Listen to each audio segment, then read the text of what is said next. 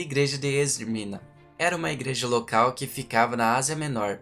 Essa comunidade cristã é mencionada no livro do Apocalipse como uma das destinatárias das cartas que João escreveu de acordo com a mensagem do Senhor Jesus Cristo.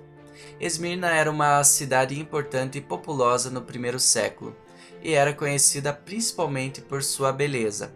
A cidade era muito leal a Roma, a capital do Império Romano. Na cidade havia muitos judeus que provavelmente foram atraídos àquela cidade por seu forte comércio. A igreja do Senhor Jesus também cresceu naquela cidade com a pregação do Evangelho.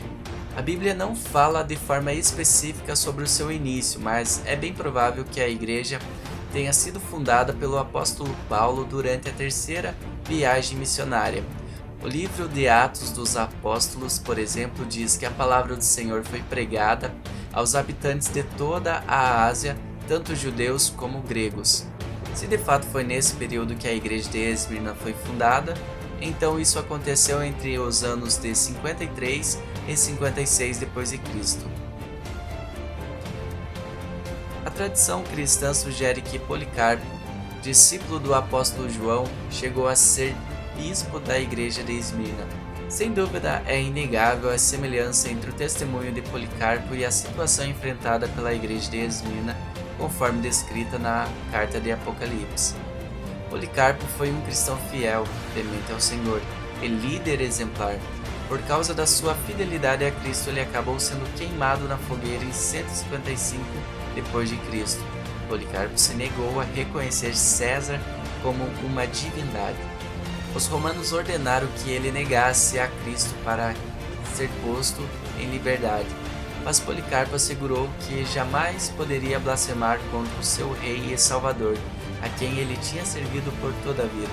Foi ameaçado pelo procônsul romano de ser jogado às feras ou queimado no fogo, mas a resposta de Policarpo foi: ameaça-me com fogo que pode durar por 1 hora, e então se extingue. Mas você ignora o fogo do julgamento vindouro e a punição eterna reservada para os ímpios. Então por que estás demorando? Faça logo a sua vontade. Com toda certeza esse mártir pode muito bem ter sido o pastor da perseguida igreja de Esmirna. Assim como as demais cartas do livro de Apocalipse, esta segue uma estrutura padrão. A carta começa com uma saudação da parte do Senhor Jesus Cristo ao anjo da igreja, seguida por uma autodesignação de Cristo. Depois vem o elogio do Senhor à igreja local, sua exortação enfatizando que a igreja deve ouvir o que o Espírito diz, relacionada à fidelidade da igreja. A autodesignação de Cristo na carta à igreja de Esmirna é totalmente harmônica com o conteúdo da carta que descreve a situação enfrentada pelos crentes daquela cidade. Por isso ele diz: esta é a mensagem daquele que é o primeiro e o último, que morreu e tornou a viver. O Senhor Jesus elogia a igreja falando sobre as dificuldades que eles tinham que lidar. Conheço as suas aflições e a sua pobreza, mas você é rico. Conheço a blasfêmia dos que se dizem judeus, mas não são, sendo antes sinagoga de Satanás. Muitos dos crentes de Esmirna eram extremamente pobres, mesmo com a cidade sendo rica e poderosa. Isso porque Esmirna era muito fiel a Roma e ao imperador. Então, frequentemente os cristãos eram despedidos dos seus empregos ou perdiam seus negócios quando eram convertidos a Cristo. Eles deixavam de proclamar César é o Senhor para proclamar Cristo é o Senhor. Isso evidentemente lhes custava muito caro social e economicamente. Mas embora materialmente os crentes de Esmirna fossem muito pobres, na verdade eles eram muito ricos. A riqueza espiritual que eles tinham era incontável. Além disso, a carta à igreja de Esmirna, o Senhor conforta os crentes dizendo que ele conhece muito bem as dificuldades que seus filhos enfrentam. Os judeus formavam um dos grupos que faziam muita oposição à igreja de Esmirna.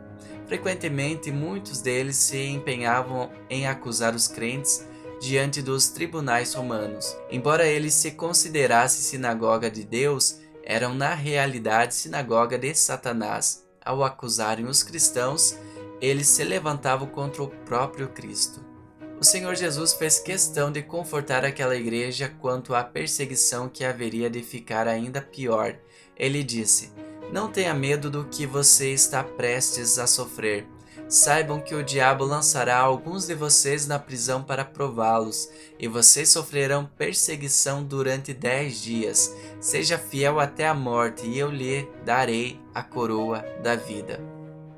Perseguidores romanos, especialmente incitados pelos judeus que nutriam um ódio maligno contra os cristãos, serviam como instrumentos do diabo para prejudicar os cristãos de Esmirna. Assim, muitos cristãos eram lançados na prisão, o que não raramente significava a morte. Mas é interessante perceber que toda aquela perseguição era também uma provação através da qual o próprio Deus aperfeiçoava e aprovava a fidelidade daqueles crentes. Além disso, aquela situação adversa e dolorosa não estava fora do controle. Cristo avisa que a igreja de Esmirna sofreria perseguição durante 10 dias. Isso significa que tudo estava sob o controle soberano do Senhor. A perseguição tinha hora para começar e hora para acabar. A expressão simbólica 10 dias representa um tempo completo, breve e determinado. Não seriam 9 dias e muito menos 11 dias. Satanás, com seus agentes, persegue a igreja, mas ele jamais pode ir além do que Deus lhe permite ir. Além disso, saber que Deus está no controle e conhece as dificuldades do seu povo e que Ele é quem determina os tempos e as estações, obviamente traz ao crente encorajamento e perseverança. Ele sabe que deve permanecer fiel, ainda que isso lhe custe a vida, pois de acordo com o cuidado providencial do Senhor, a coroa da vida o espera. A carta à igreja de Esmirna termina com a maravilhosa promessa: "O vencedor de modo algum sofrerá a segunda morte." Aqui nós lembramos de um ensino do Senhor Jesus: "Não tenham medo dos que matam o corpo, mas não podem matar a alma. Antes tenham medo daquele que pode destruir tanto a alma como o corpo no inferno." A vida dos crentes da cidade de Esmirna no primeiro século estava sempre por um fio. Diariamente, alguns deles sofriam a primeira morte diante das feras ou diante do fogo. Como falamos, Policarpo foi um daqueles que sentiram o ardor das chamas inflamadas do fogo terreno por amor ao maravilhoso Evangelho de Cristo, que conduz o pecador ao frescor da vida eterna na glória celestial. Então os crentes de Esmirna poderiam ter seus corpos destruídos por seus perseguidores, mas jamais eles seriam lançados de corpo e alma no lago de fogo no grande dia do Senhor.